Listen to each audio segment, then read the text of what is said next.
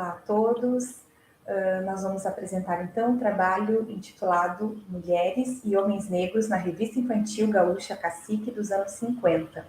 Trabalho de autoria de Rosa Maria Hessel Silveira, Maria Helena Hessel e Liege Freitas Barbosa. E está vinculado ao Nexo, grupo de pesquisa da URGS. Esse artigo ele resulta do projeto de pesquisa A Revista Cacique e a Infância Gaúcha nos anos 50, Textos e Leituras, fase 1. De início, para contextualizar o trabalho, é importante ressaltar a produtividade dos artefatos culturais na reprodução, na fixação ou na subversão de representações, algo que já foi bastante discutido, em especial sobre o conceito de pedagogias culturais.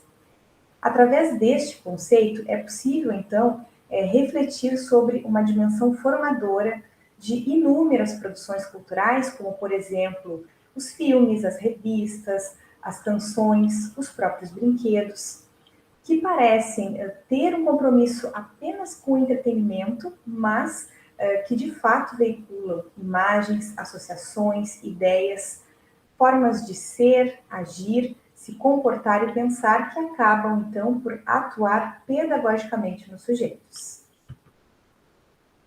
Por outro lado, é válido também ressaltar vários estudos sobre a presença e a caracterização de personagens negros no cinema, na literatura, nas telenovelas, desde o período pós-abolição.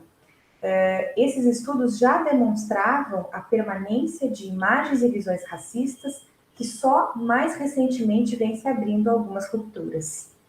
Autores como Negrão, Pisa, Rosenberg, Gouveia, Lima e Chinen, entre tantos outros, examinaram historicamente as representações de negros e negras, adultos e adultas, e também as representações de crianças em obras escritas no Brasil, em livros didáticos, literatura infanto-juvenil, histórias em quadrinhos, o que nos permite, então, fazer aproximações com ausências, presenças, estereótipos e visões preconceituosas. É nesse contexto que se situa esse trabalho, que tem como objetivo central analisar formas com que personagens adultos negros, mulheres e homens, foram trazidos nas páginas da revista infantil Cacique. Essa revista ela foi publicada pela Secretaria de Educação e Cultura do Rio Grande do Sul, totalizando 123 edições, e estabelecendo um diálogo com representações correntes em outros veículos impressos da época. A Cacique, como muitas outras revistas infantis da época, continha narrativas ficcionais, muitos textos informativos, como histórias de povos e costumes, curiosidades, como Tu Sabias Que? E, é claro, as histórias em quadrinhos que faziam muito sucesso entre as crianças. Aí a gente tem Tibica, um dos personagens principais também da revista. E era uma revista que também continha muitos passatempos, possibilidade das crianças pintarem, recortarem e preencherem a revista de diferentes formas. E também continha várias piadas.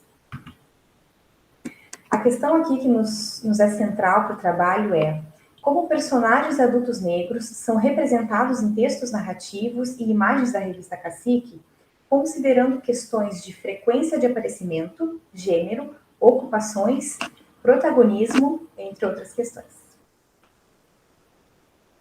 A série narrativa mais longa com o personagem adulto negro que nós identificamos na Cacique é a Piá de Estância, que permeou um total de 20 edições. Ela foi uma série de autoria de Antônio Chiesa e trazia, então, a cozinheira Felisberta como protagonista, né, uma espécie de mãe preta, que corporifica um dos estereótipos frequentes na literatura infantil. A Felisberta, essa personagem, é descrita então como, abre aspas, uma negra baixota e quadrada de gorda, cozinheira numa estância gaúcha que se considerava mãe de um jovem órfão, protagonista da história, então um piá de estância. As ilustrações mostram uma mulher gorda, de tez escura, com olhos vivazes, o nariz achatado e grandes lábios vermelhos. Ela também orna um lenço na cabeça, usa um avental branco, brincos de argola e chinelos nos pés, como a gente pode observar nas ilustrações. Essa série Pia à Distância, ela apresenta como um foco a formação do menino juvenal, como um futuro gaúcho macanudo, menino ansioso por aprender as lides do campo e que por muitas vezes se envolve em pequenos desastres. Na estância, a Felisberta é então a parceira de conversas, de risadas, lhe conta histórias e se entristece quando ele comunica que vai estudar na cidade. De forma frequente, ela é referida no texto também como, aspas, a negra, com uma citação, voltou-se com a intenção de xingar a negra, mas só conseguiu dizer isto. Alguns clichês que se repetem na personagem Felisberta e que são interessantes da gente destacar, como, por exemplo, a figura da mãe preta, né? Um agente socializador das crianças brancas. O exagero também da representação imagética do corpo negro. Também o uso de uma constante referência à raça como definidora de personagens negros. E aqui, Pinto, citado por Negrão, diz que a representação da mulher negra como uma empregada doméstica, usando avental de físico avantajado, traços negroides extremamente marcados, que é comum nos livros didáticos de 41 a 75. E agora eu convido a professora Rosa Hessel para apresentar a segunda parte do trabalho, falando sobre algumas personagens episódicas. Professora? Sim. Bom, então, além da Felisberta, não é, daquela protagonista bastante frequente, nós temos também personagens episódicas, mulheres, mas também em papel servil. Elas estão presentes em outras histórias. Por exemplo, na história No Sítio do Vovô, que aparece essa personagem Nice, que acendeu o fogo, e não há uma descrição textual da Nice no texto verbal, mas pode-se inferir por sua atuação na trama, que é uma serviçal no sítio. Podemos passar. Também em outra história, Noite de São João, aparece como personagem a dona Genoveva, lavadeira da vovó. E não se menciona a cor da sua pele, mas a ilustração mostra a personagem em sua casa, numa associação imediata entre a ocupação feminina de lavadeira e a etnia. Pode passar. Bom, também temos outras personagens episódicas femininas em biografias de personalidades históricas. Por exemplo, na biografia de O Menino do Morro, que é do Machado de Assis, cita que o pai era pintor e a mãe lavadeira, então aparece ali uma representação da mãe lavadeira, embora não haja referência no texto à pertença étnica de Machado. Vamos ver outro. Em outra biografia do Poeta dos Escravos, de Castro Alves, traz a figura de uma velha negra dando milho às galinhas, não é? E o texto refere que havia uma personagem que adorava a natureza. Não, isso aí não é a personagem, é o próprio Castro Alves. Adorava a natureza e tinha horror à escravidão dos negros, aos quais ele teria se aliado pelo amor que dedicava à preta mucama de sua família. Podemos ir adiante.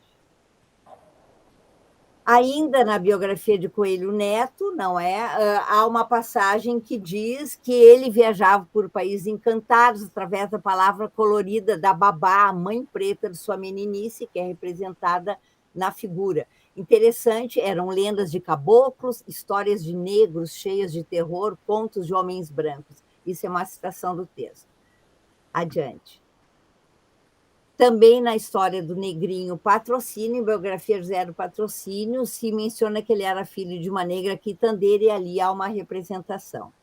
Adiante.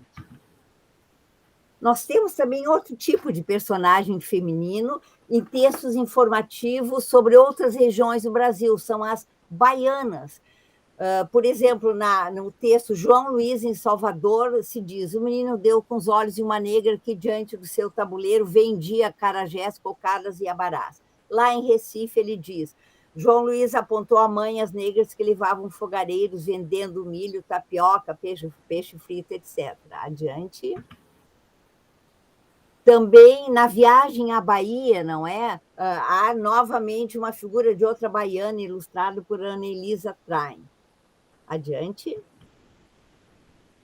Bom, nós podemos aproximar essas imagens das baianas às representações muito conhecidas de Percival, e conforme Salgueiro, Angote Salgueiro, a partir do final da década de 30, houve um esforço de constituição de um repertório imagético do país e sua diversidade. Então, há vários tipos das regiões brasileiras que começam a se caracterizar como típicos de determinadas regiões, e, neste caso, estariam as negras da Bahia. Bom, agora nós vamos ver os personagens homens negros. São bem menos numerosos, mas neles sobressai a figura do preto velho. Vamos citar 2 textos. Festa de São João tem uma breve descrição de um personagem de homem negro, um preto velho que vai tocando sua gaita. Também podemos passar adiante em outro texto chamado Mais Pode Deus, se conta que um preto velho, Potóia, conta histórias, né?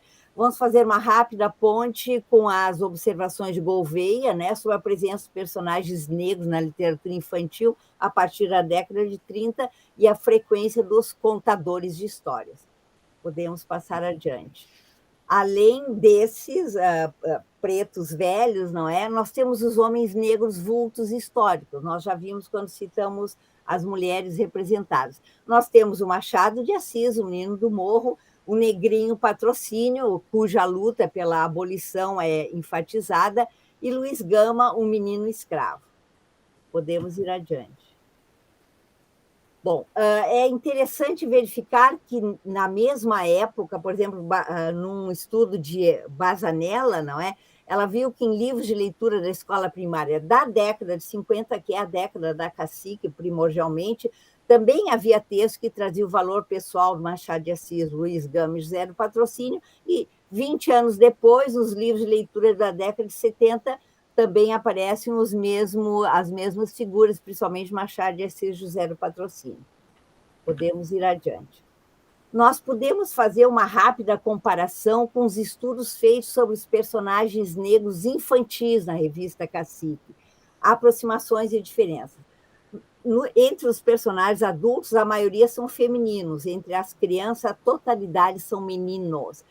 Nos adultos e tanto nas crianças, há representações corporais frequentemente ou sempre exageradas, né? As feições muito exageradas. A menção à etnia sempre é presente, sempre, né? Agora, nos adultos, geralmente eles estão, principalmente as mulheres, em posição subalterna em relação aos brancos. Já os meninos negros, eles brincam com crianças brancas, não é? Possivelmente na busca de uma visão social conciliatória e integrada. Bom, nós vamos encerrar o diálogo com algumas constatações a que a gente chegou, não é? Esse percurso nos levou a constatações que aproximam as representações da cacique do que corria de representações na época. O predomínio das mulheres em relação aos homens, das personagens, mas sempre em posição subalterna, não é? E aqui há uma citação de Pisa, que eu não vou ler por causa do tempo, não é? Mas que refere como a mulher negra sempre é empregada doméstica, lenço na cabeça, avental, etc. Outra constatação é de que a representação das negras baianas se insere no esforço nacionalista da época de retratar tipos e costumes brasileiros. Já os personagens masculinos negros são menos numerosos, ou são pretos velhos, ou vultos da história que venceram por mérito próprio. E também se reafirma nos textos a explicitação da negritude pelos epítetos, a negro, o preto velho, enquanto os personagens brancos, por constituírem uma norma, não necessitam de descrição. Também se verificam as representações imagéticas, acentuando traços corporais estereotipados e grotescos, que já foram identificados em outros estudos, inclusive sobre representações dos Estados Unidos. Mais algumas constatações. Bom, nós verificamos também, como em outros estudos, a ausência de personagens jovens negros, harmonicamente com outras análises de textos da época. A menção à escravidão é feita apenas em textos que abordam a história do Brasil dentro da visão dominante da época, e o preconceito racial ele não é tematizado. As relações sociais são apresentadas de uma forma quase natural. por fim, não é? Nós concluímos que tal panorama está atravessado tanto pelas representações que circulavam na época, como pelo caráter educativo da revista, que era editada pela Secretaria de Educação do Estado do Rio Grande do Sul. E, por fim, a nossa última mensagem é o seguinte: lida nas escolas ou nas casas, comprada em bancas ou assinada, a revista Cacique atuou como uma pedagogia cultural potente para uma geração de crianças que apreciava seus textos e ilustrações e, simultaneamente, absorvia suas verdades, inclusive sobre formas de ser, de sentir e de agir de mulheres e homens negros. Nossas referências, e nós agradecemos a atenção.